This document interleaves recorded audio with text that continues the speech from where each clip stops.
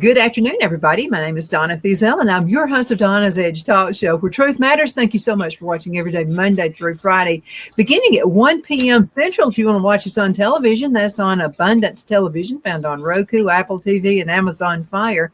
Don't forget the podcast on the Newscasters.com and all the social media sites. We're pleased to be able to be with you in your household or in your car, wherever you want to be, anytime you want to be with us. We definitely appreciate that. We've got Murray Edwards with us right now. Murray's a good friend of mine. He's actually with the podcaster. He's with the, I'm going to tell you what, people are loving. They are absolutely loving this podcast. And it's because of you guys. Well, we've come a long way in a year. And of course, you were with us from day one, and it was greatly appreciative. But we've got now about 60, 70 folks that have come on, all talking about all kinds of different things. We've got some, what I'd call freelancers who don't have a podcast, but they'll occasionally do one, or they want to write an article. So I've set up a way that if they just want to do one podcast and maybe do another one a month later or 2 months later, they can come on and do it from that standpoint. So, and we've got some national journalists who are sending us articles every so often. Todd Bensman, I don't know if you've heard of him. He's huge in the immigration. He's writing articles for us. Liberty Nation is providing us with articles. So our approach to be able to provide a unbiased, unfiltered, fair voice or a platform for folks to be able to come on and talk about what they want to talk about and not worry about being shut down, by a media platform that says, no, you can't say that.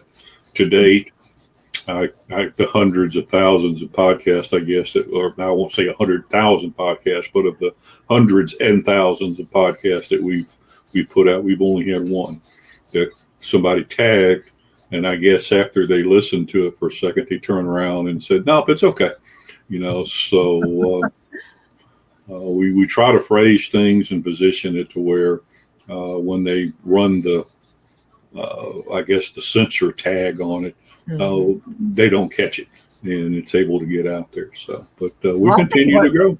What's amazing is when I have Victoria Lee Scott on, and if Victoria and I are together on a podcast, it could get censored. I mean, really easy. Yeah, I can only imagine. She is something else. I love her. I mean, this girl got it going on. She's a fire plug. I will say that. Oh boy, I'll let her take care of that kid. We've got like 6 or 7 people coming on board over the next week. And, so I keep telling them, you deal with Victoria on the front end side, I'll take care of the back end side, so we do some stuff on the back end that other platforms don't do on behalf of our podcasters or our contributors. And that's what's helping them. We had a young lady come on board just last week, and her first podcast in the first 24 hours had over 350 impressions across the countryside. That's more than she ever has gotten on the other platforms. That she, say, I'm happy if I get 5 or 10. And say, well, you've already had 350 in 24 hours. So we try to drive, your content, everybody's content, so we get an opportunity to listen to folks, which is a good thing. Well, we'll be sending more after we get completed moving. I know you will. Let me tell you something. We're moving into a great area. Abbeville, South Carolina. It's just south of Anderson, South Carolina, and I'm absolutely loving it. So I just put something out there on a Facebook, one of their pages of Abbeville, South Carolina. I got so much response. These people, I mean, I'm in the right town. I'm just telling you that. As a matter of fact, the woman we bought the house from, her husband used to be sheriff in Abbeville, and they were Democrats at the time now, but Republicans now. And so we were at the attorney's office, and she looked straight at me and she said, "Are you a Democrat or Republican?" I said, "Neither one, I'm conservative." And she said, "I was going to say, if you're a Democrat, I'm going to sell you my house." I said, "I thought you were a Democrat." I heard where your husband, he passed away. Too funny. Too funny. I said, "I heard your husband was a Democrat." She said, "Used to be one." Yeah, there's a lot of those used to be ones, cropping up everywhere. I saw a report the other day that the voting block, I guess you want to say, is now +2 Republican. It's always been +3 Democrat, +4 Democrat. It's now +2 Republican across the entire country, which ought to be making the screamers and the yellers and the whatever you want to call them lose your ever-loving mind. What is wrong with these people?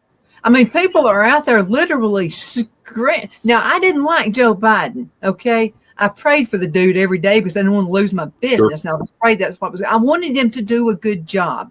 I wanted to be wrong. I wanted to be wrong about him. I did, but I wasn't wrong. I was absolutely right about him. But then I wasn't screaming, going out in the streets, carrying on, acting like a child. Why are people doing this? I don't understand. I mean, I'm with you.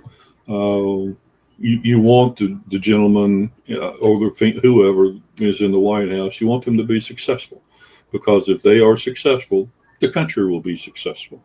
And you may not necessarily agree with Mr. Trump, but for the country's sake, you want him to be successful at what he is attempting to do. They don't want it. They just don't want it, Donna. The bureaucratic state, and I know you and I have talked about it in the past, that is the fourth leg of the government. And they reign almost ultimate control on everything that happens to everybody. So for them to be getting reined in, they've got to be in an absolute panic mode, knowing that, 450 offices. Now, maybe the folks may not understand just how big it is. We didn't start off with about 5 when the Constitution was founded. We had 5 departments. We now have 450 departments that have 2.3 million employees, largest employer in the country. And they feel like they just have ultimate power. The one thing I love to hear him say, Donna, especially about Elon Musk and some of these other folks, he wasn't elected.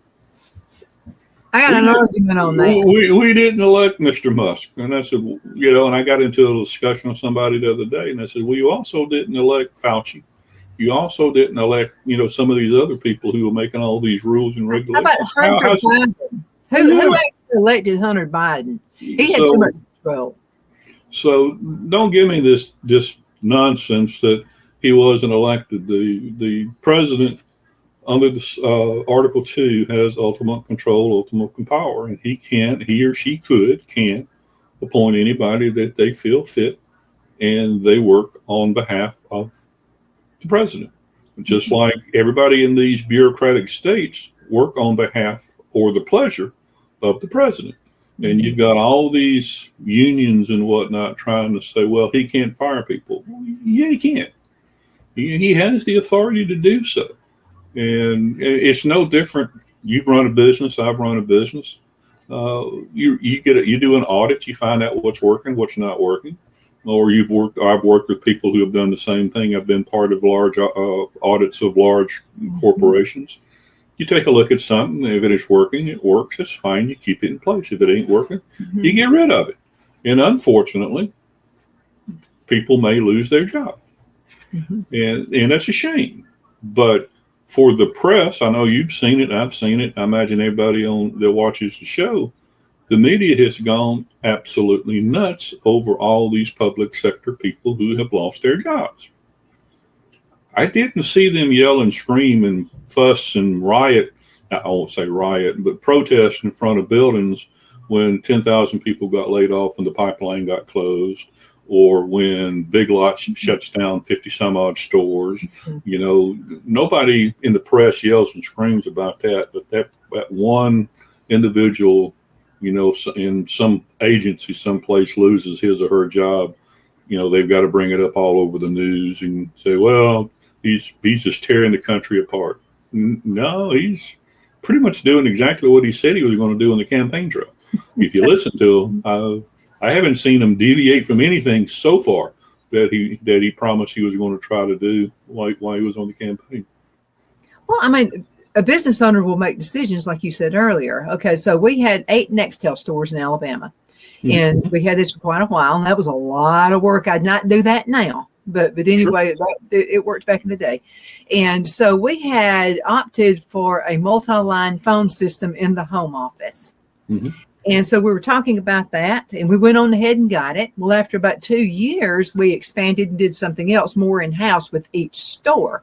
So I told Phil, I said, I don't see the point in us having this multi-line phone service. It's costing too much money because we're paying for all these extra lines. We don't need them now because we were using our cell phones and the beep beeps, on the next one. We were using that to correspond with all of our stores instead of the other way. Well, it saved us thousands of dollars. Yeah. So we cut that out. And that system cost a lot of money, but it saved us a lot of money to get rid of it because we didn't need it anymore. That's like using 8-track tapes now when you've got your cell phone does everything.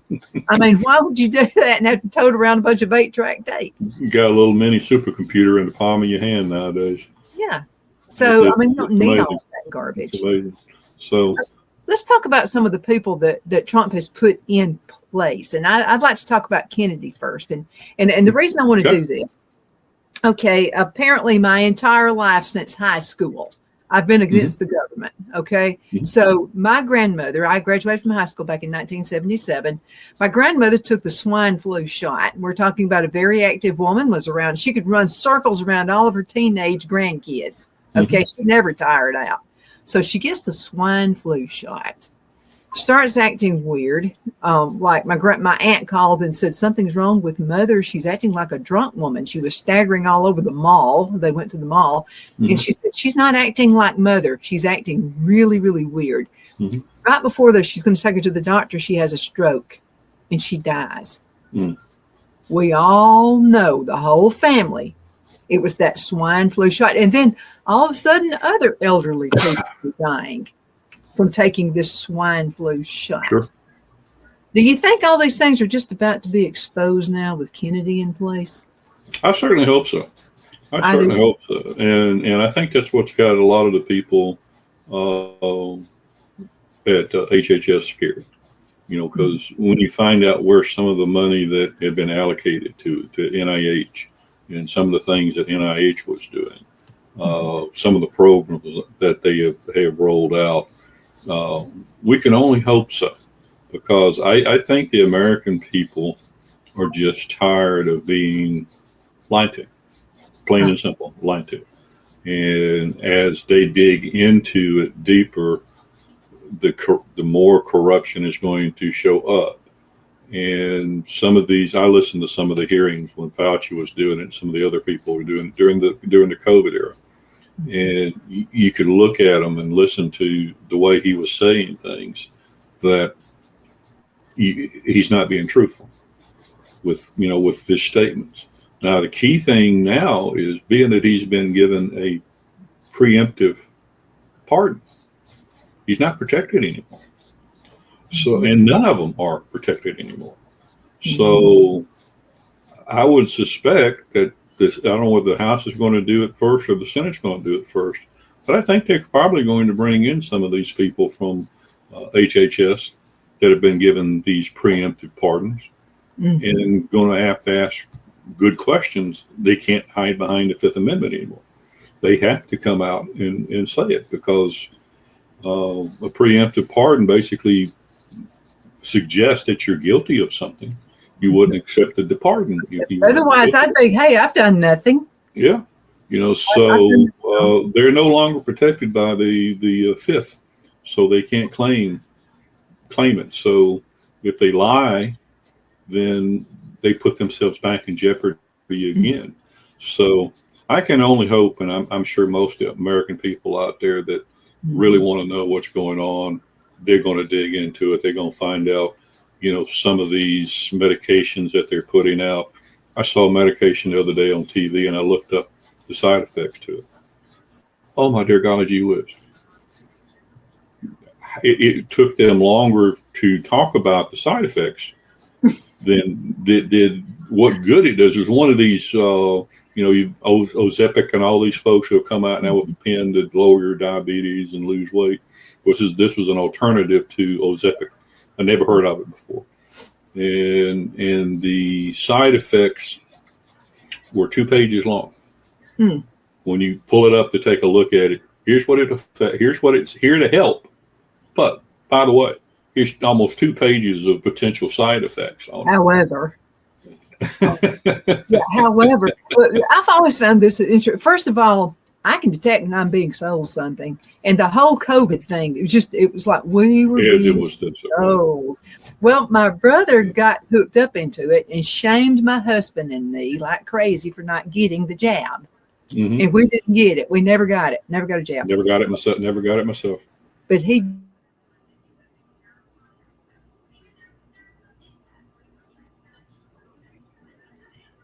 Uh-oh.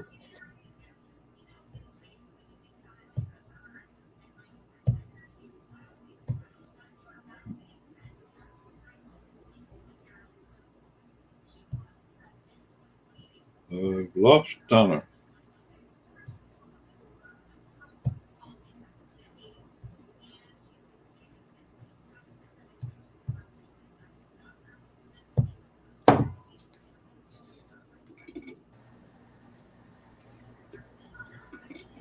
I find it interesting that when you start talking about the jab, we're still having internet issues.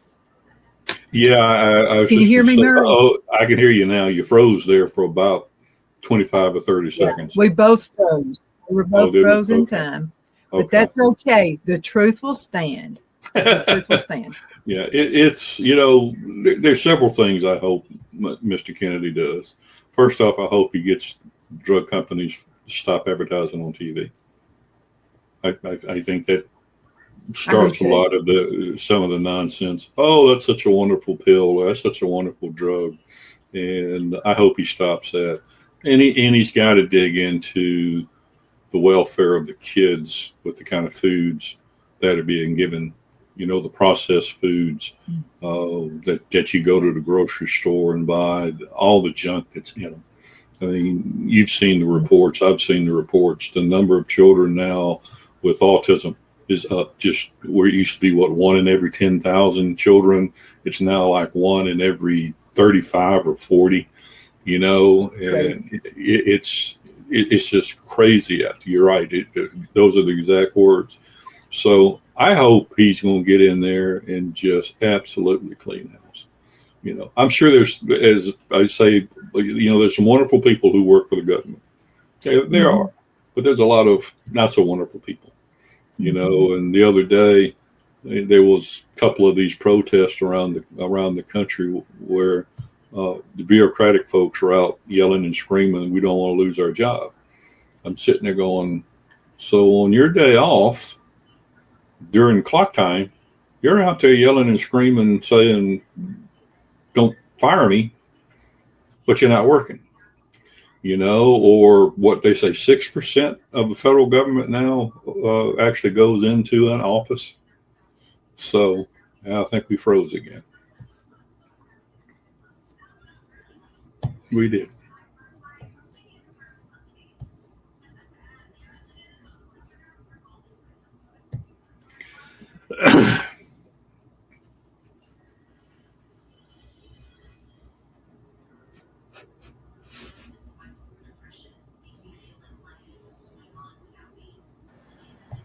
Speak the truth and we start losing the internet. You took the words right out of my mouth. I'm sitting there going, well, obviously we must be talking about something somebody doesn't want everybody else to hear.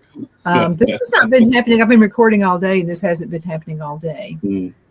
Well, like I said, what's the old adage? Everybody's watching, everybody knows. If you've been on your phone they know what you're talking about. If you're on social media, everybody knows what you're talking about. And I'm not talking about just your friends. I'm talking about the ABC industries, especially if you put anything out there that's in the least little bit controversial. Oh yeah, that's very upsetting to people. Oh yeah, I like it when I get these friend requests from someone that goes, "Oh, I think your post is fantastic. I think we should meet," and I'll get 5 or 6 of those in a day from 5 or 6 different people, but the verbiage is basically the same. So you sit there and go, okay, some kind of bot's trying to log on to you, try to get into your account and do some different things. So something you just brought up something very interesting here, because when you host a talk show, you're going to get a lot of people who just follow you. Okay, I've been watching that list really close the past few months. And what I'm doing is if I see something and first of all, it's got a weird name to it, or, I'm already a friend with somebody and they're putting on there that they're following me, it's a bot. And another thing that we need to watch out for, I think, is you may be friends with someone and this bot is looking into all of your friends as well, trying to follow all of them just to see what kind of person they are. So what I do, this is what I do. Okay, I can look and I see recently people who started following me, and I look at their account. If I look at it, I have no friends. We're not sharing friends. We don't have like at least 5 friends who are the same. I'm taking them off, and I'm going to unfollow them or block them. And then another thing I'm seeing too is it's a bunch of just like some different country, like it could be Japanese or whatever like that, but they're pretending to be somebody just right down the road from Birmingham. Like that. That's a bot. And then people complain all the time about some of the social media sites, but now they all do it. Oh yeah, you would never be on social media at all if. The funny thing is, of course, I'm on all the platforms talking about all kind of different things, and I'll get a request, and it'll be the same Oriental woman. Yeah. You get 5 requests from 5 different people, and you click on the little picture. Like I do the same thing. Do they have any follower or whatnot? And it's the same image of the same woman, cute as she can be, but it's the same woman in 4 or 5 different facial expressions, that type of situation. So, take a close look, folks, when people are wanting to follow you on Facebook or LinkedIn, or LinkedIn's not too bad, probably not as bad as some of the other ones, but X and Gab and Truth Social and whatnot, they're full of bots, and they want to try to get information on you so they can either, try to make you look bad or whatnot. So be careful. There's another scam going around, especially for folks on Facebook.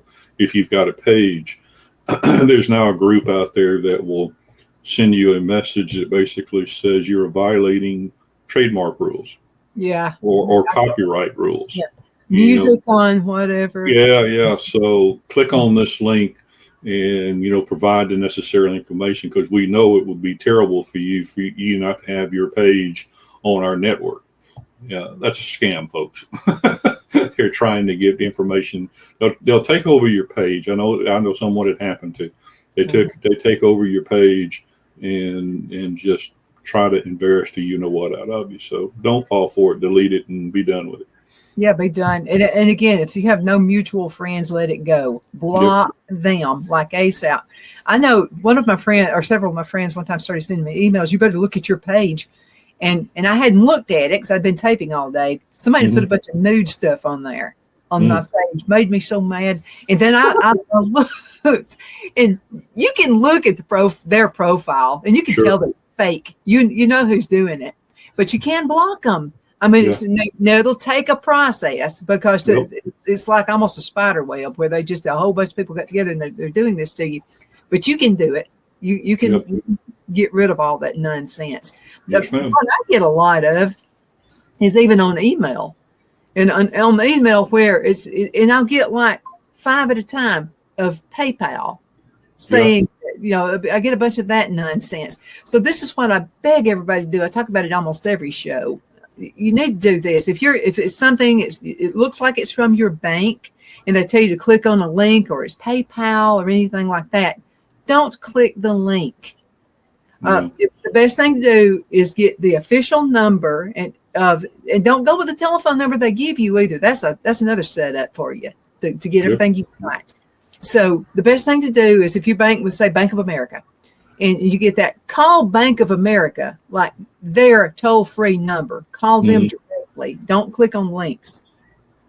So first of all, they're not going to send you anything like that. Well, the funny thing is you can click on who it's from. Now, it may say Bank of America or it may say whoever it is. But if you take a look and you click on who it's from some god-awful, long, drawn-out name and all this kind of stuff. I get one every month from Spectrum saying that my payment did not go through. Well, I'm like everybody else, I pay everything online. So I know for a fact, oh, your payment was denied. No, it wasn't. And they can make it look so cotton picking official. I mean, if you didn't know that you weren't getting this from Bank of America or whoever it might be, they've come a long way than what they used to be like 3 or 4 years ago. You could tell instantaneously 2 or 3 years ago that this is fake. They've gotten so good at it now with logos and all that kind of stuff. I'm sure they're using artificial intelligence to do the verbiage and whatnot. But it's really hard to tell nowadays, and it's probably going to only get worse. That's a sad thing. It's only going to get worse with more people that are using AI. Yeah, I think so. And also, if you'll just check the domain of the email address sender, it wouldn't be the official wellsfargo.com. I mean, it'll be something at gmail.com or something like that. They're not going to use a Gmail email address to send you an official message if they were to. The best thing to do is scrap it, delete it immediately, call them and say, look, I got this email. Is it legit? Is it from you? That's the best thing to do. Yes, ma'am. Yes, ma'am. So anyway, yeah, I've been in this business for a long time. Phil and I have been in the technical world for a very long time. And I'm going to tell you what, just when you think, well, we've got it leaked, it's taken care of, another one comes through. I mean, it's constant. I started off in the tech space. I've got a double E, and I started working for an old company called Univac back in the day. And of course, Univac changed to Sperry. And I pick on my grandkids now because I used to have top secret crypto. And so I used to be able to go into the Maxwell Air Force Base crypto room because they had a Sperry computer system. That room was huge. It had a grand total of 64K of memory in it. But it had tape drives and card decks and all this kind of stuff. And like I said, I pick on folks and I said, you don't understand. Used to be top secret crypto messages used to come into Maxwell Air Force Base on a system that didn't have but 64K of memory in it. And no, that's not happening. And it was as big as a house. The room was as big as a house. You've got a supercomputer basically in the palm of your hand. And it has come a long way. I mean, my first laptop weighed 55 pounds. Oh, they were heavy back in the day. It was a compact, made the first what you want to call laptop or portable or whatever it was. And I think that thing weighed like 55 pounds. It had a screen that was about 5 by 5, little video, teeny weeny little thing, and green. You couldn't read it half the time. And so we, like I said, from a technology standpoint, in all my years, we've come such a long way. And it's just ramping up so quickly now that there's no telling what it's going to be like in another 3, 4, 5 years. There's no telling. But back in the day, I remember we started an internet service. Phil and I did. It was a dial-up. We started out with 14 4K baud modems. We had a room full of but that's before your graphics and stuff started taking over. Yep. And I'm going to tell you what, the download speed was super fast. And then it started coming up, with pictures and stuff like that. That's why we had to keep changing the baud. I remember when we went from 14.4 to 56K, we thought we were all that in a bag of chips. Because we had the fastest in town. I mean, it was super fast. And now a kid would laugh at you if you had a 56K bond. Oh yeah, I was talking about my first portable. My first desktop was really powerful, Donna. Really powerful. Had 640K memory, a 10 megabyte hard drive, and I thought I was and a floppy disk, folks. No kidding. Floppy disk on it, and a keyboard that weighed like 5 pounds. Yeah. And you sit there and go, man, I've made it to the top now. I've arrived. Yeah, a monitor that probably weighed 50 pounds. Uh-huh. It's like I said, in 30 years, let's see, I got out of the, I've been out of the tech space now, I guess, from a standpoint of actually working in it now for about 10 years. But it's just truly amazing how it's changed. Yeah, for the worse, because it's not near as secure as it used to be. Yeah.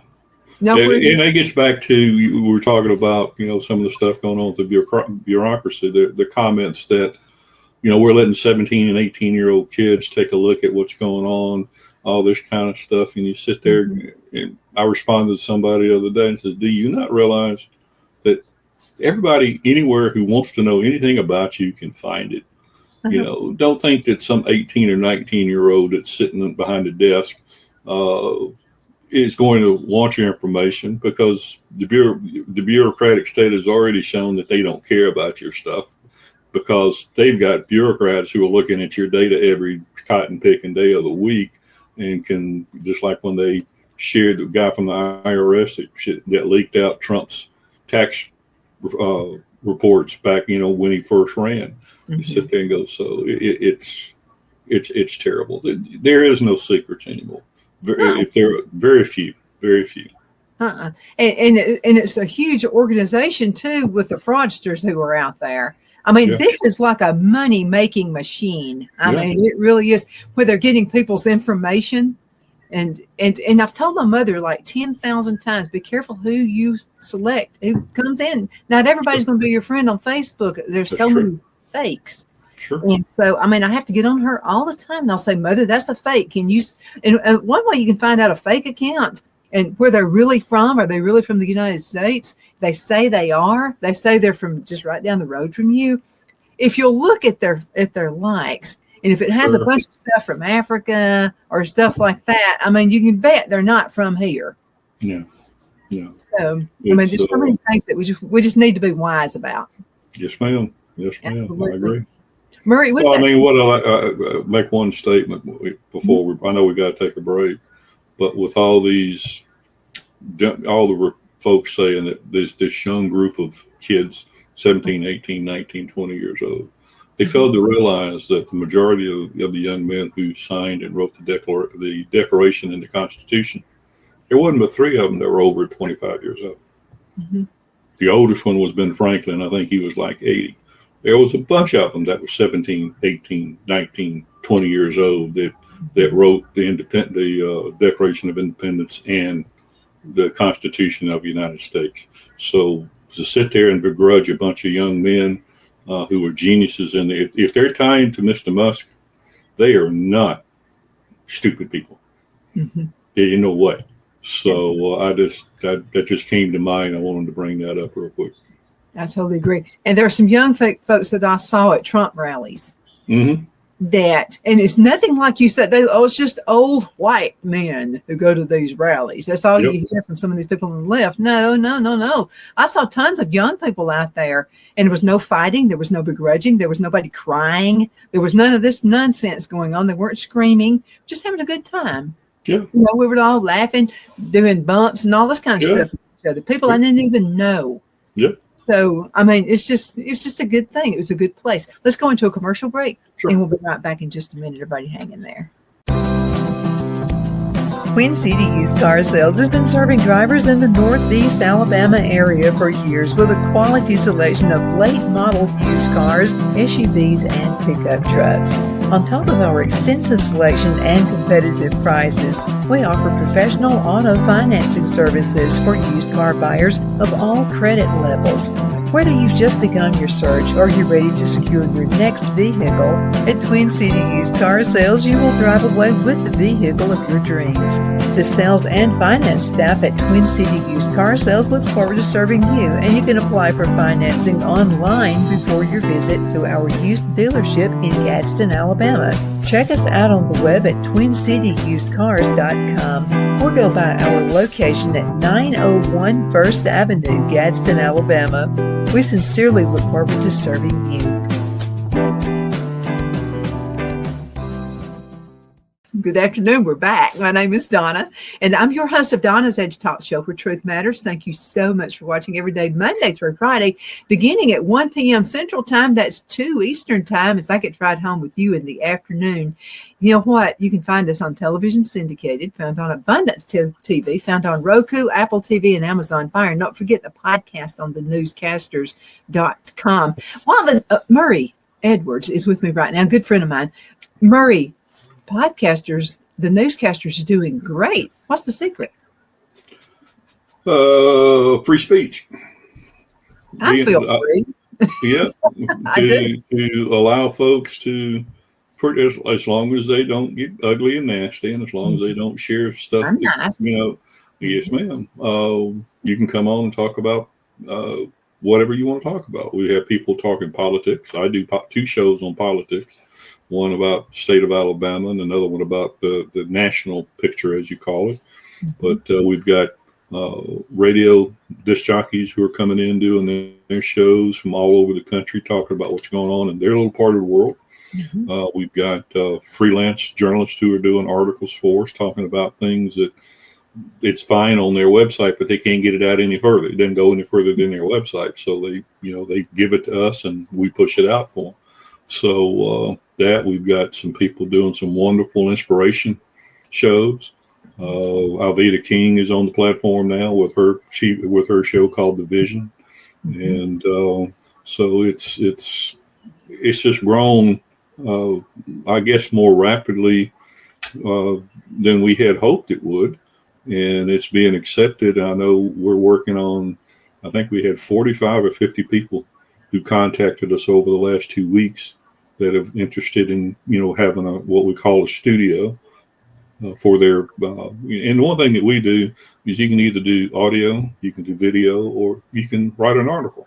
So if you just want to do an opinion piece, you can have a studio and you can write your opinion pieces. If you do audio, you can do audio. Like yourself, you do video, so you can do video. So we tried to make it is simple for people to do what they want to do. Now, we have hiccups like everybody else does, but so far it's worked very nicely. And like I said, we've got some wonderful contributors from all over the countryside who are coming on board, trying to get what they talk about, because what happens locally here in, say, in the state of Alabama could be going on in another state, and somebody could listen to it and say, well, wait a minute, that's happening here.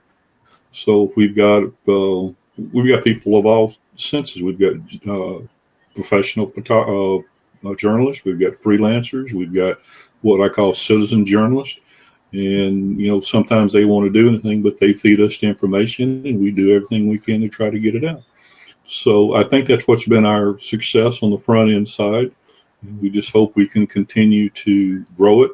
And, we'll never be the biggest.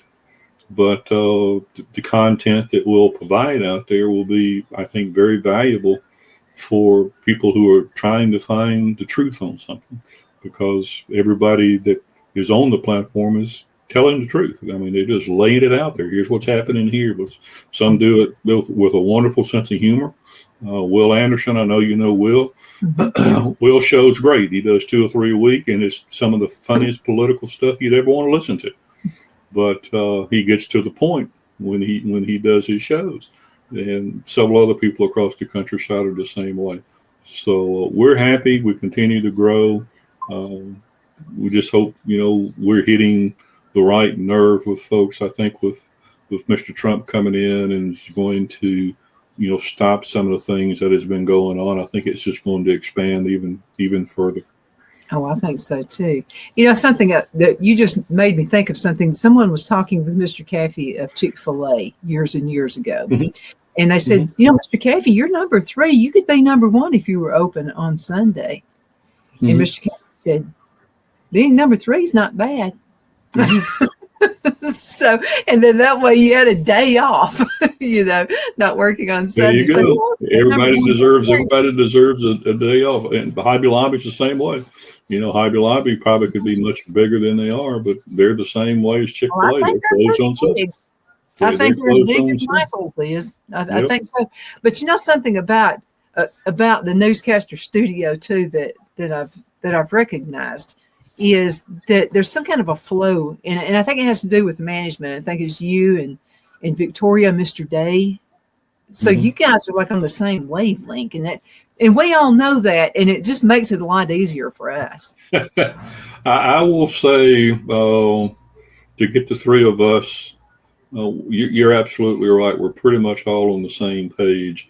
I don't think there's anything that we have discussed that all 3 of us have decided, yep, that's a good move, and so far, we believe that we've made the right moves. Now each person is responsible for different things. Like I said, Victoria is handling what I call the front end stuff. I handle the back end. The back end is getting the studio set up, making sure that everything is flowing for the contributor, that he or she's not having an issue with their studio. And I take care of all the social media stuff. Victoria takes care of that, and Clint's just there. He's the man. He's just there. But it's a good collaboration between the 3 of us, and so far it's led to some pretty good stuff. And that's what makes it a success.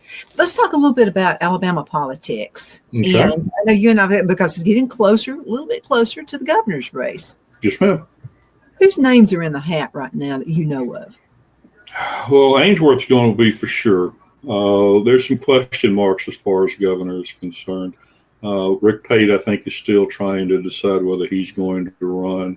I think Lou, the former owner of the Books and Millions, I think he's probably contemplating about it.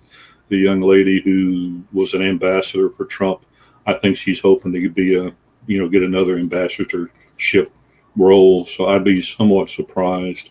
Lieutenant governor will be Wes Allen's just announced. Wes is a good guy. Dean Noble is announced. I was actually at Dean's when he announced his role for lieutenant governor. There's rumors, and you know him as well as I do, Mr. Merrill. There's talks that Mr. Merrill may run for lieutenant governor. So we'll just have to wait and see. And there's a few more names, but the names of major recognition will be Wes Allen, Dean Odle, John Merrill if he decides to run. So that's going to open up Secretary of State. So I don't know who's going to run for that. I really thought that Sorrell, he's auditor. I think would. And I figured that, in all sincerity, that Andrew would step up and run for lieutenant governor because he's got ambitions like no one I've ever seen. So he may step up and try to run for Secretary of State. No idea for Agriculture Commissioner, which currently is held by Rick Pate. Rick's turned out. Ainsworth is turned out for lieutenant governor. We'll have to see. But I don't know. There's been talk that Tommy Tuberville is going to run for governor. And the last time I had an opportunity to talk to him, he basically said no. But then about 2 weeks later, he came out and said, well, you never know what you don't know. So, Mr. Tuberville could be throwing his name in the hat. But the question would be, is he's gotten himself tied pretty closely to Trump on some committees and whatnot. And I would be somewhat surprised if he does. Now, if he does run for governor, I think he'll give Ainsworth a run for his money. Because do you think he's the only one who could? Honestly, I think from a namesake, from name recognition, Rick Pate, and I know Rick. Rick and I went to high school together. Rick's done a wonderful job as Commissioner of Agriculture. Tremendous job. And people know who he is around the state. Some of these other names that they may be floating out there, aren't as well known, and they're going to have to spend a heck of a lot more time and a heck of a lot more money trying to get their name out there. Tuberville's got the name recognition. Mm-hmm. Personally, if Tommy runs, I think he's probably the only one that can beat Ainsworth.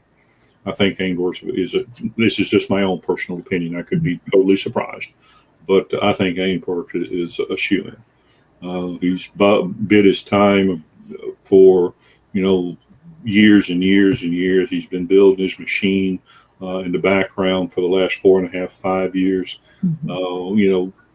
It may happen before then, because Miss Ivy, bless her heart, she's not in the best of health. So there's still 2 years left in her term. He could conceivably, be the governor before the election cycle begins. Mm-hmm. I mean, I don't want wish any ill will on anyone, but Miss Ivy's not been in the best of health.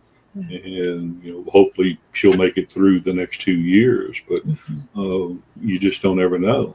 Well, if he is, and let's say Ainsworth is the acting governor, is that pretty much a shoe-in for him, unless he does something drastically stupid? Yeah, I would think it would be, and what they can conceivably do, Don, is give him 10 years.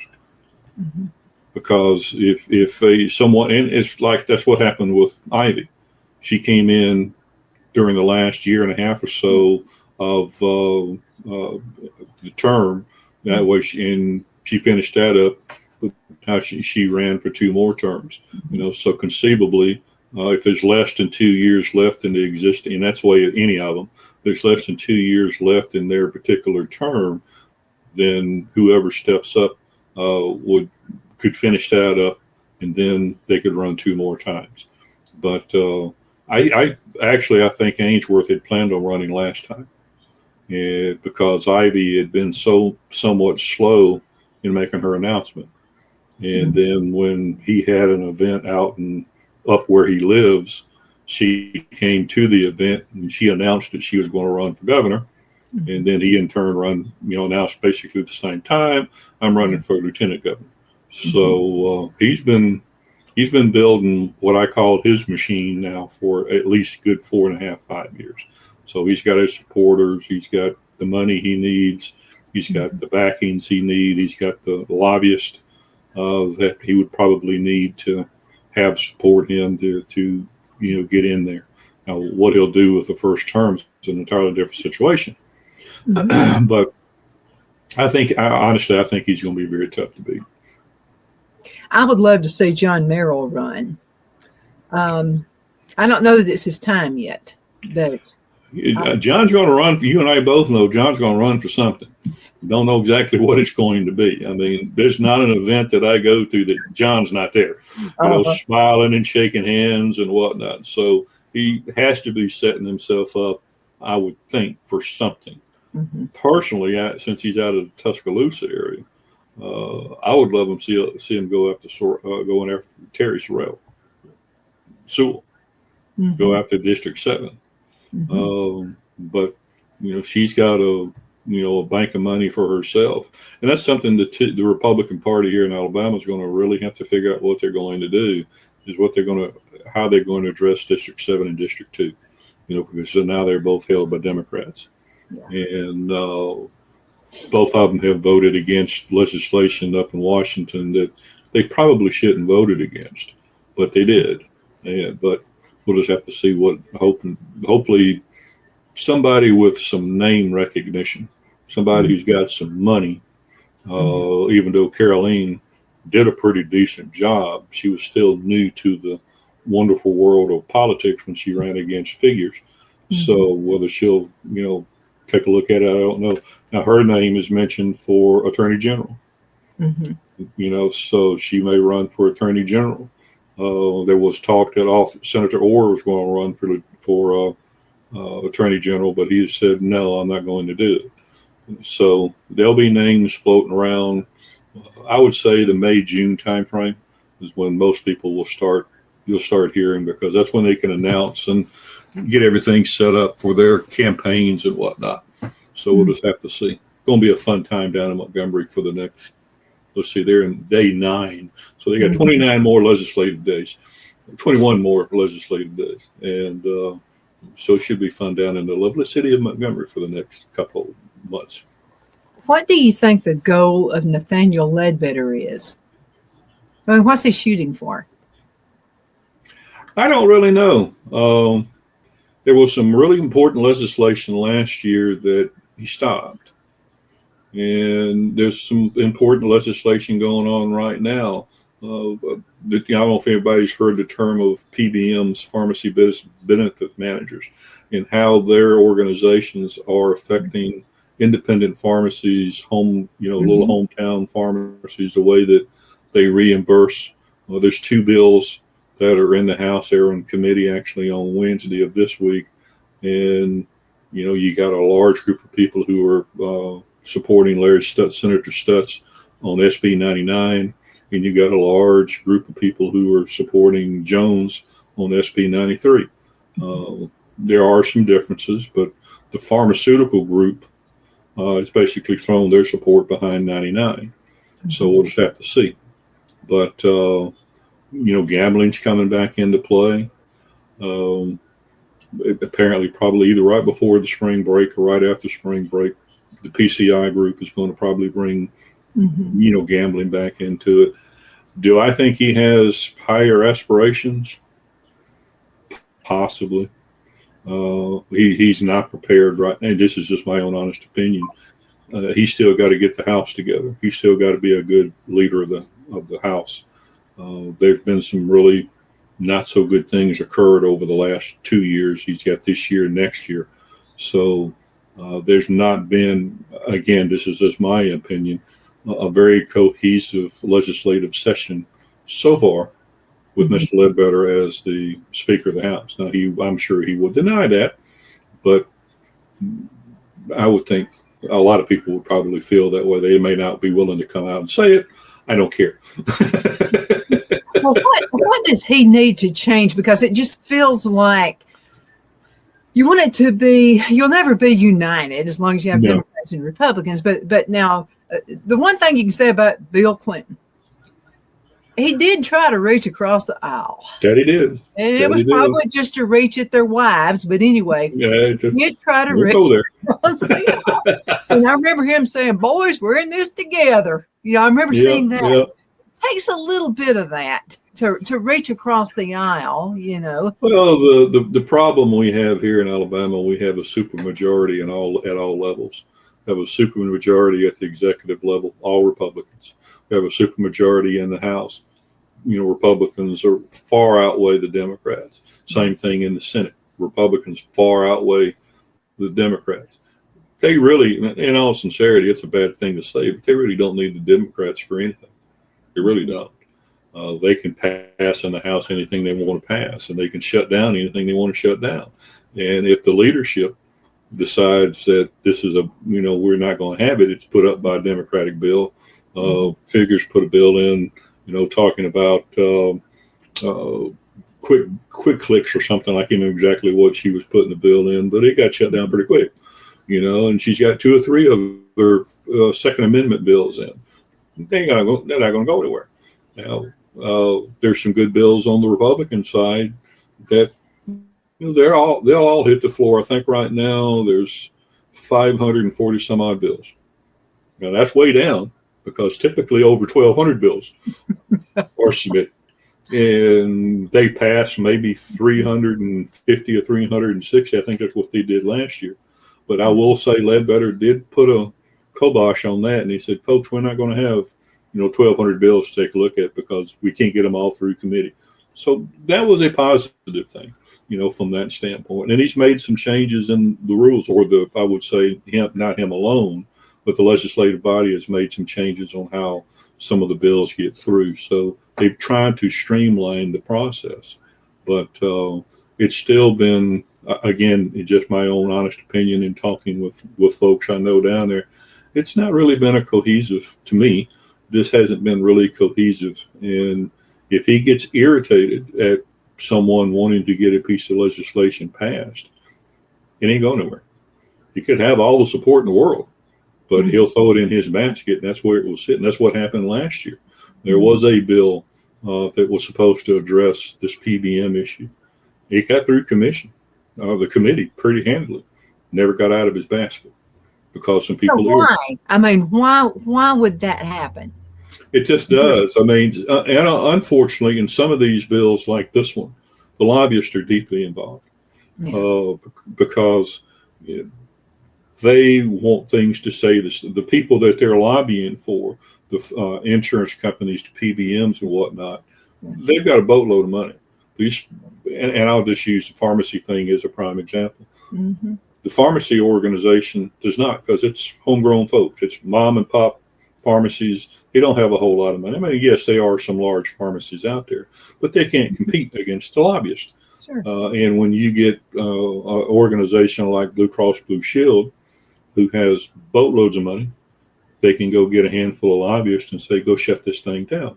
Mm-hmm. And unfortunately, some of those dollars flow to elected officials, either for campaign funds and stuff like that. So, well, if you want X amount of dollars for your next campaign, you had best vote no, or you had best vote yes for this bill. And that's how it all transpires. There's too much money in local government, and you wish it could change, but there's no transparency law, anymore. So it hurts, and you would like to think that, well, if a person's going to run for an office, the money should come from the constituents of that particular district, period, in a discussion. You shouldn't come from Alabama Power or Blue Cross Blue Shield or Bell South or whoever it might be. Mm-hmm. Yep. So if you got X amount of people in your district, then that's where you get your money from, $5 or $10, $15 at a time, and run your campaign from there. But unfortunately, that's not what has happened now. I guess there's one good thing. Alabama's now the fourth most corrupt state government in the country. Well, you just brought another question in. We used to be third, but we have dropped down to fourth. I think somebody was whoopee. So I don't think people really understand. It's just how badly sometimes. And again, I want to correct myself. There are some wonderful men and women who are working down in Montgomery. There really are. But you've got some of these career guys and gals who've been there for quite a while. They've got some money in the background that is keeping them to be in the forefront. So I would say so. Yes, ma'am. So now, because you said that, I got to ask another. If you don't want to answer, you don't have to. Sure. But I'm interested. So how many people who are on the Republican ticket are really rhinos? You don't have to list names. But how many people in Alabama politics percentage are here's how I think you could probably break it down, Donna, and you won't have to mention any names. Most of the representatives and senators who represent rural districts are fairly conservative. Mm-hmm.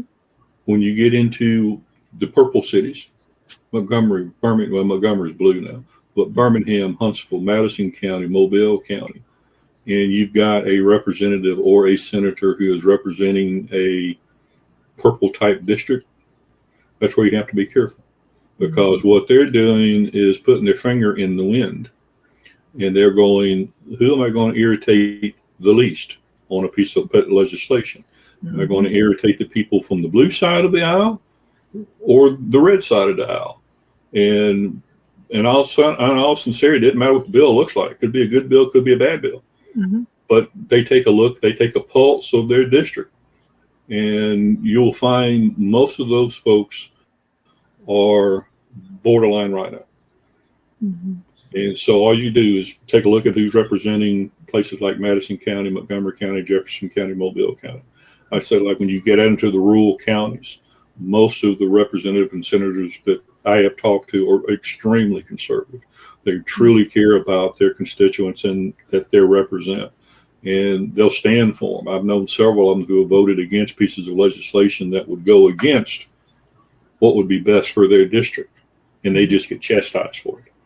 But that's where you can draw the line. So take a look at the map, take a look at these 4 or 5 geographic areas. And in those 4 or 5 geographic areas, the ones that have an R in front of their name, you might want to question some of the things that they say or do. Mm-hmm. Yeah, I have quite a few of them.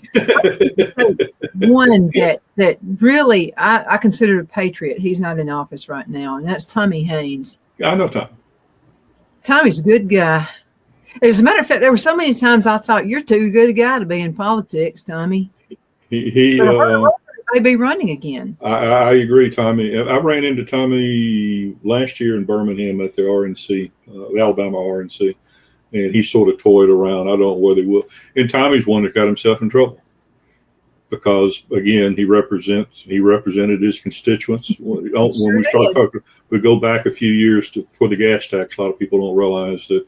I guess it was 6 or 7 years ago now when the gas tax was voted on. It was 5 Republican representatives who voted no. I think there was 1 or 2 senators who voted no. The 5 Republican senators who voted no, representatives, all very conservative, all very constitutional related. I know all 5 of them, wonderful men. And they were all told, don't even think about putting the bill in because it's not going to go anywhere. And so they got shut down at least for the 2 years after the gas tax was passed. And one of them basically, both of them, no, Tommy got defeated. I'm sorry about that. But I know 2 that retired. Both of them said they're just tired of, fighting it, So, but that's how you can tell. Mr. Haynes and I have talked many times in the past. Like I said, I haven't seen him in a while. But there are some good ones in there. There really are. But sometimes money talks, as we say. And it talks too much. It talks too much, and it sometimes talks too often.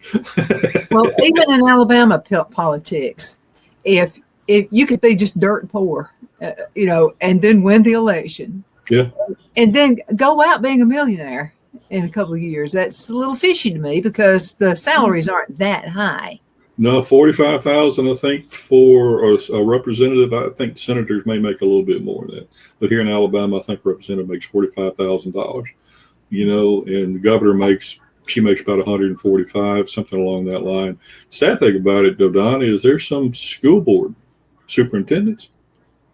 I know in Montgomery is a prime example. He's not there anymore, but the superintendent from Montgomery made $245,000 a year. That blows my mind. So your governor makes half. The governor's supposed to be the head, right? Yeah. I mean, you're the head. You the person. You the man. You the woman. Okay, and you make less than the school board. I mean, this makes absolutely no sense to me. Well, I mean, even with this gentleman, he signed a 2-year contract. Not only was he making basically $250, and I think Mackey only makes like $235. And he's state superintendent. Yeah. He got a 6-month housing and they gave him a car. So not only to use, but fortunately he fell out of grace and had to retire, not retire, but he resigned. But thank goodness he did resign because he was just tearing Montgomery County school system apart. But you have to wonder about that. How can a small town of 110,000 people, basically Montgomery, pay their school superintendent $250,000 and our governor doesn't make but about $145,000, $150,000? You wonder about that, but that has to be investigated. It really does. Murray, we're going to have to call it a day. All right. Time flew by. Yes, ma'am. Thank you so much for being on the show with me. It's always fun to hang around. So I got to get you set up for next month. Yes, ma'am. Yes, ma'am. But you know how it is. We'll both get busy and we'll forget about it. Yes, ma'am. And then you're going to be going, what did I do wrong, Donna? And I'll be going,